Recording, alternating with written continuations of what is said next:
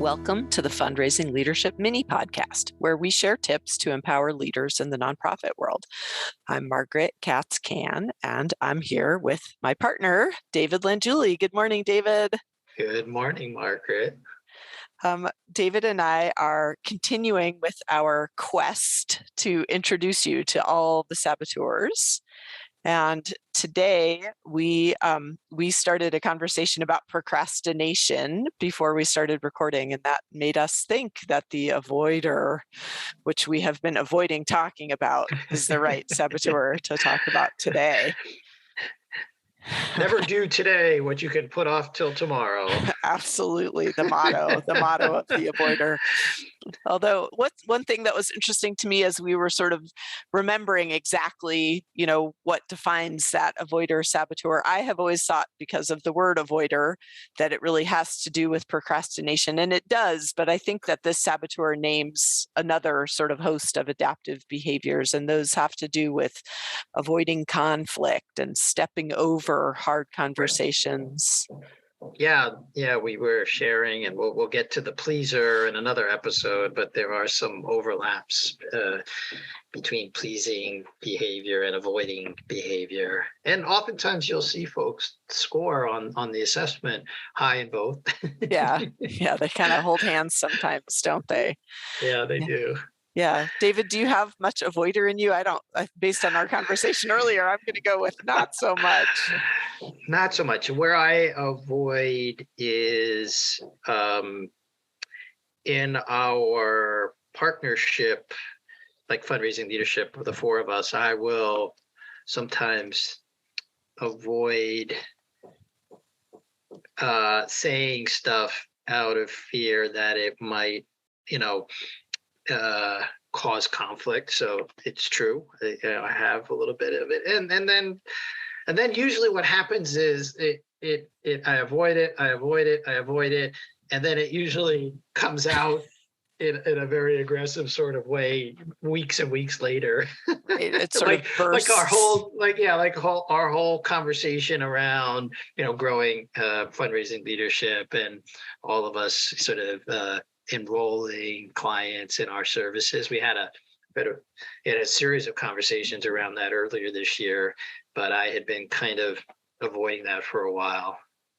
Feeling like you had different goals or were doing different things.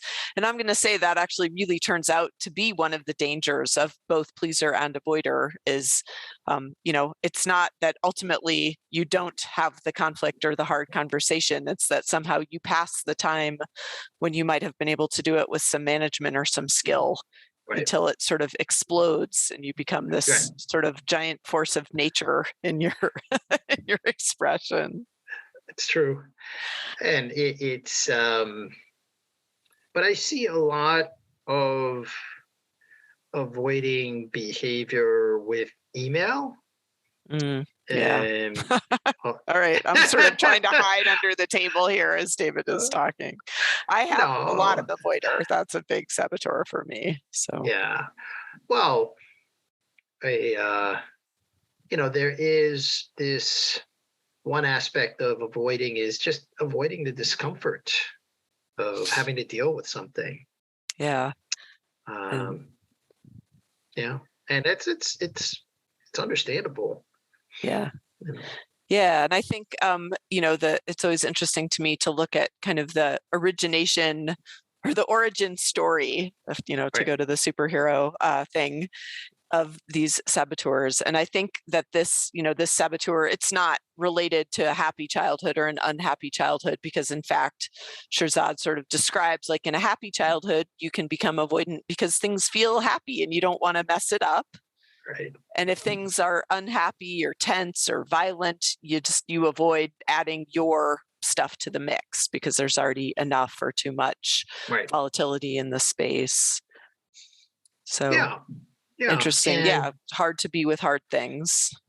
Hard to be with hard things. And also I see in the professional realm, avoiding causes professionals that we work with, that we coach, causes them a lot of stress. So it's counterintuitive, right? Because you're avoiding something to avoid the stress or the pain that confronting whatever it is might cause you. Ultimately, you end up having to deal with it, and it lingers in the background, like it's there, and you have to deal with it. You keep pushing. This is the procrastination part of it, right? You keep pushing it off until it gets red hot, Right. Yeah. I know this is something that one of my coaches, Rick Tamlin, used to talk about a lot, this concept of dread. Yeah. Right? Dread, how we create dread. And dread's different from anxiety or fear, because it's sort of this unspecified, thing that we generate by avoiding. It manifests in, for me, even sometimes, like I wrote an email this morning that I was avoiding. It's to a subgroup of owners in the condo building, the concerned citizens of my condo association, right? And I've been avoiding it for a while, and finally I just said, okay, I'm just going to write this thing, because there's it puts me at risk in some way. It's just dealing with one of the issues we have going on in the building, and it puts my voice out there, and there's times where I just don't want that aggravation. Yeah, absolutely. Yeah. Yeah. We all have enough aggravation in our lives. Like, one more thing. Yes, one more thing. Yeah, sort of like willingly doing something that might be unpleasant. I feel like, and this is not my place to go, but I feel like this saboteur generates a lot of, I don't want to diagnose addiction, but behaviors that can start to take on more weight, scrolling and social media, binge watching, and, all these activities that we can come up with instead of having conversations or doing tasks, or, it's a sticky space that this saboteur can pull us into. And the impact on others, well, can be something like, well, one impact is that you never know once you actually take the action, you can be pleasantly surprised at what happens. This is what I find, is that, and I score pretty low on avoider, but we all have some aspect of all these saboteurs, right? And what I find is that the thing that I've avoiding, once I've taken action or confronted the situation or sent the email, I'm usually surprised at, like, the dread of what I was dreading usually never materializes. Right. Well, I mean, I think the amazing thing about dread is it has so much negativity. Right. That even if the thing doesn't go well, sometimes it's better, the thing, almost always, right? The energetic, like, oh, thank goodness I've gotten this done, is so much better than sitting in the dread, which is constantly a movie of the worst possible thing that's going to happen, right? Yeah, well, we're going to get to the sage powers. We've mentioned some of them already in our episodes, but what do you think the sage power that's the antithesis of the avoider? Probably activate. It is.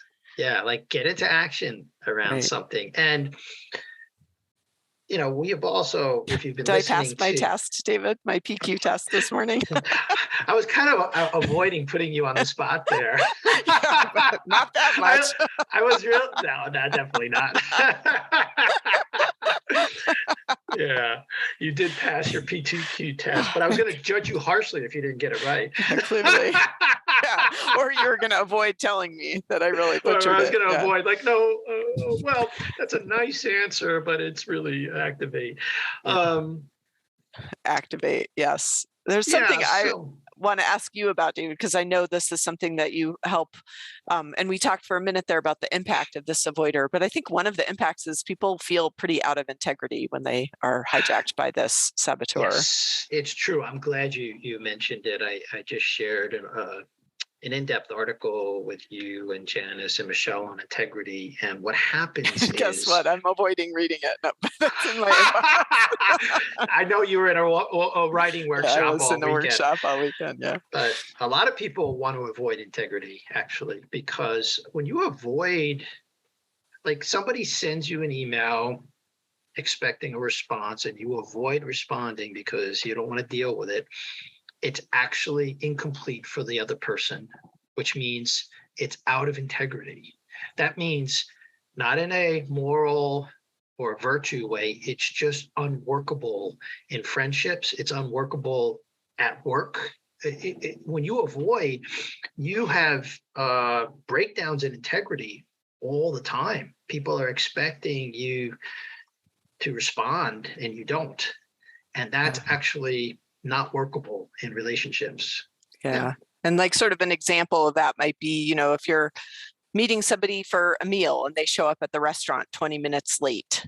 And if you're an avoider, and I mean, well, the person who's late might be an avoider, but if you sitting at that table waiting for your friend, if you are an avoider and then you avoid the conversation about it's really not okay. Like it actually feels disrespectful. If you don't say that, the conversation is out of integrity. Like that's in the space. You're just stepping over it. Right. It's true. It's still the unspoken and the things we avoid, they don't actually go away. They linger and fester sometimes. Yeah, like the natural reaction or the avoiding, not natural necessarily, but the avoiding reaction. Oh no, it's okay. I was just scrolling through my text. It was fine. In the meanwhile, you're like, this is like the 7th time you've been late to one of our luncheons, and I just feel like you're disrespecting me, and you never say that. Right. And it lingers and it festers and it oozes. Yeah. And then what happens is, like, if this was you and me, I'm not saying it is, it's not, but and I was the one waiting, and you invite me to lunch, I'm just going to say no. You see, then you have, like, in other words, if there were these repeated breakdowns and I don't actually have the conversation with you, I avoid it, I'll just stop going to lunch with you. That's another way of avoiding. Right. And what's fascinating about this is that even the person who hasn't been inconsiderate, right? I mean, even the person who is at lunch, by being an avoider, can add toxicity into a relationship by not speaking up. It is. It's there's something unspoken, which is, again, we talk about integrity as being whole and complete. There's something incomplete when you don't have the conversation, when you actually avoid difficult conversations. Yeah. Yeah. So I think most of you listening know that we're big fans of this program, and we offer much deeper dives. And so if your interest is piqued by our conversations about these saboteurs, we would love for you to check out, would you like to join us for 7 weeks and really take a very deep dive into what your saboteurs are and how to come into a different relationship with them. So all the avoiders who are listening to this podcast are going to avoid taking the action of signing up for the 7-week program, because that would be uncomfortable. That would be wildly uncomfortable. Wyatt, you're a avoider. Go download the tip sheet, which we're going to give you a link to in the show notes, and learn more about your avoider. And then there'll be a link in the show notes to sign up for the 7-week coaching program. Get on it. Take action. That's a superpower. Get your Activate going. Yeah. All right. This mini podcast is brought to you by Fundraising Leadership. We provide unique coaching and training programs, including PQ, that powerfully transform how you work in order to get results. Please subscribe if you haven't already. You can find us wherever you listen to podcasts. If you're enjoying the show, you can help us continue to bring thoughtful content with a monthly or annual contribution. This supports our production costs and keeps the show ad-free. Please make a contribution today using the link in the show notes. Now, go put it into practice.